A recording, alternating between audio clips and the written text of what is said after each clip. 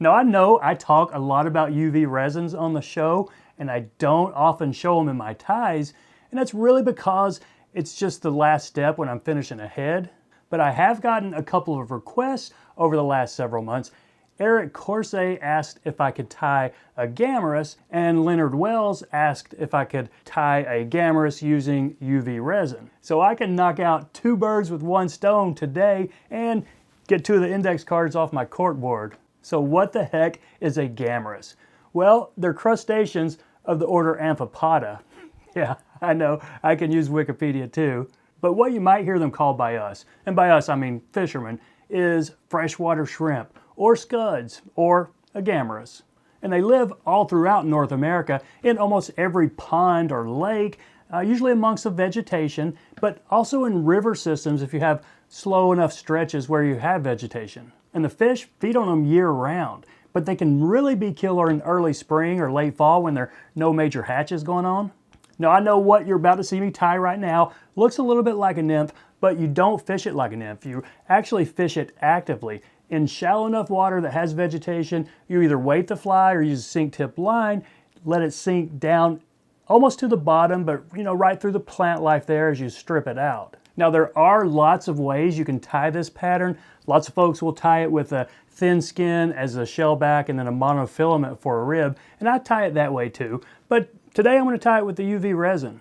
Now I don't think this method is really any easier. It might be a little bit because other than the hook and thread, there's just 4 materials. You've got a little bit of weight, a vinyl D-rib, some ostrich herl, and here's a tip. If you want a cheap source of ostrich herl, get a feather duster. I picked up this thing for just a couple of dollars and have tied dozens of flies with it. You can't even tell I've used it. And then lastly, you need some UV resin. So this pattern, it's not hard, but I think it's really cool looking, and I think you're gonna like it. Let's give it a shot.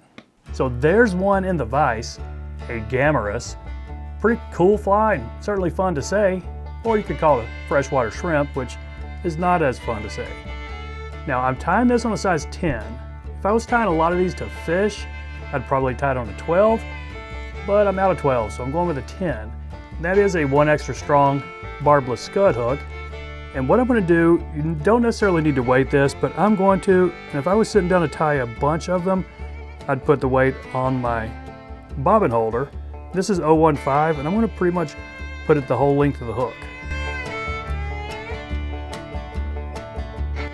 Okay, now we can just spin it off up here. Now I'm going to put my thread down, and I'm using a gray. It's actually a blue dun, but what is dun? It's a gray. I'll catch it in up front and try to smooth out that little area between the weight and the hook up there, and then put several wraps over it. I'm not really going to smooth out this area in the back, and I'll tell you why in just a second. And it's because I'm catching in a vinyl D-rib next, and I'll use that to smooth out the area between the weight and the hook. So the first thing I'm going to do, I'm just going to melt a little bead on the end and then try and pull it tight.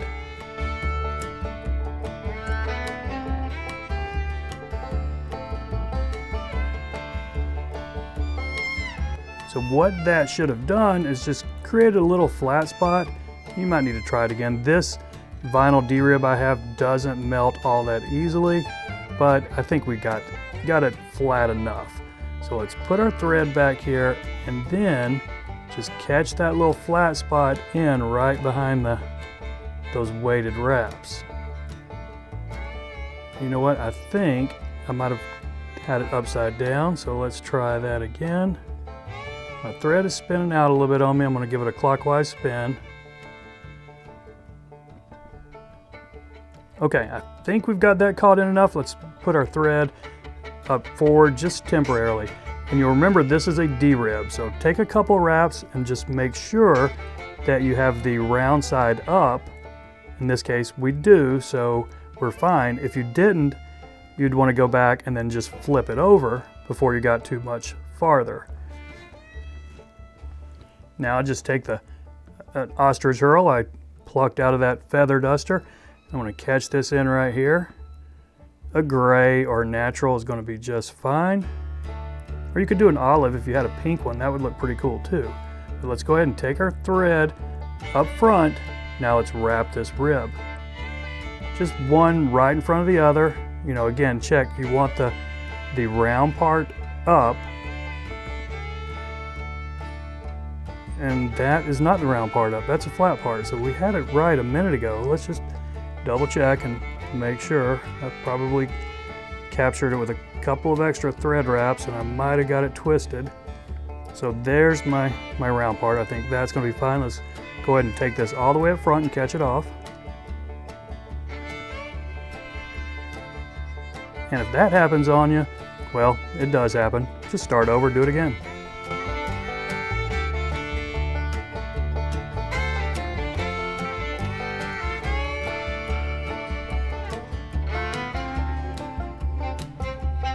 Okay, we got it up there. I'm not gonna let this little piece of vinyl kick my butt.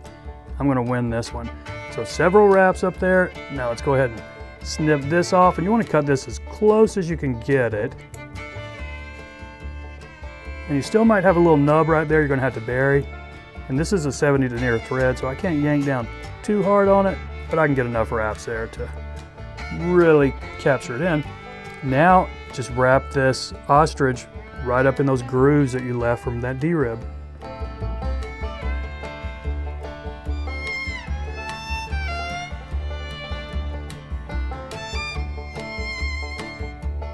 Okay, let's catch this off. If you've ever worked with ostrich herl, you'll know it's a lot tougher than peacock herl. You can't just yank it off, you're gonna have to snip it. But before we go to the next step, let's clean up this head just a little bit and then whip finish it.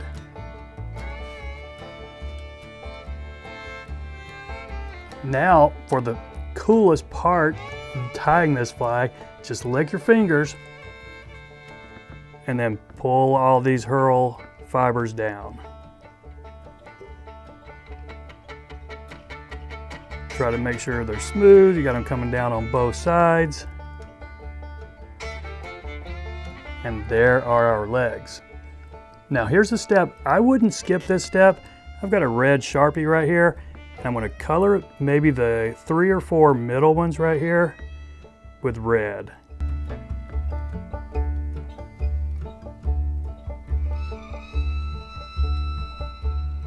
Now I know that doesn't look like much, but after we put this translucent UV resin on the top, you're gonna really see that. Now my standard UV resin is this right here. This is a thin, and that's what I use for most of my heads. But for this one, I'm going to use the thick right here, and really for the only reason that if I use the thin, it would, you know, have a tendency to drip down around it faster than I want it to. So putting the thick on, and just don't need a bubble there, just put a big drop right on top and then kind of smooth it out all along the top of this thing. And that is certainly lumpy. That does not look like the shrimp I want, so I'm gonna have to put this up here, move it around a little bit before I harden it. But don't spend a whole lot of time on this first step, because we are gonna put a second coat, and we can use that coat to really shape the body like we want. But when you've got a decent profile, go ahead and harden it up. Just put your torch on it for 10 or 15 seconds, and it'll get it pretty hard, and then we'll put the second coat on. Okay, I'm ready for the second coat, and you could use this same thick stuff, or you could go to the thin stuff now if you wanted, but you'd still have to be pretty quick about it. But I'm gonna stay with the thick here. Okay, I'm gonna put my torch on this, and then maybe spin it around. And you could even put a third coat if you really wanted to or needed to get the profile you want. But with this one, I think we're fine right there with how that looks.